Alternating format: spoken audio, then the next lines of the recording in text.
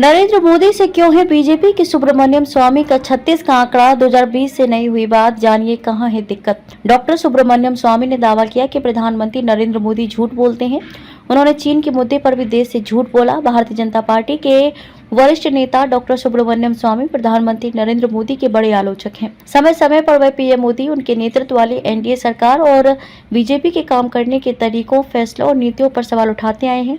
यही वजह है कि उनका पीएम मोदी से 36 का आंकड़ा माना जाता है और शायद इसी के चलते लगभग 4 साल से अधिक समय से दोनों की कोई बात नहीं हुई है। बियर बाइसेप्स नाम के यूट्यूब चैनल के साथ पॉडकास्ट में विराट हिंदुस्तान संगम वीएचएस के अध्यक्ष ने बताया, मुझे लगता है कि भारत में भ्रष्टाचार एक ऐसा मुद्दा है जिसका हल किया जाना चाहिए, पर बीजेपी ऐसा नहीं कर पा रही है।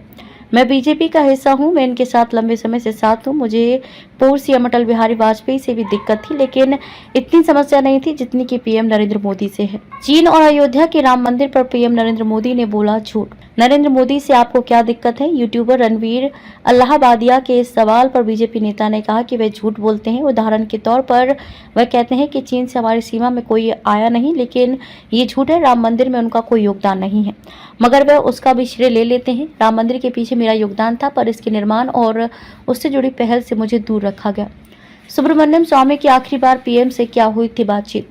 ये पूछे जाने पर कि क्या आपके पीएम मोदी से हाल फिलहाल में बात हुई, दो टूक जवाब आया, नहीं, अभी तो नहीं हुई। सुब्रमण्यम स्वामी ने यह भी बताया कि साल 2020 से मेरी उनसे कोई बातचीत नहीं हुई है।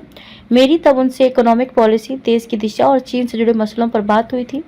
नरेंद्र मोदी को नहीं होना चाहिए था। बीजेपी उम्मीदवार सुब्रमण्यम स्वामी। इंटरव्यू में बीजेपी नेता ने यह भी कहा कि मुझे निजी तौर पर लगता है कि बीजेपी को नरेंद्र मोदी के बगैर साल 2024 का लोकसभा चुनाव लड़ना चाहिए था।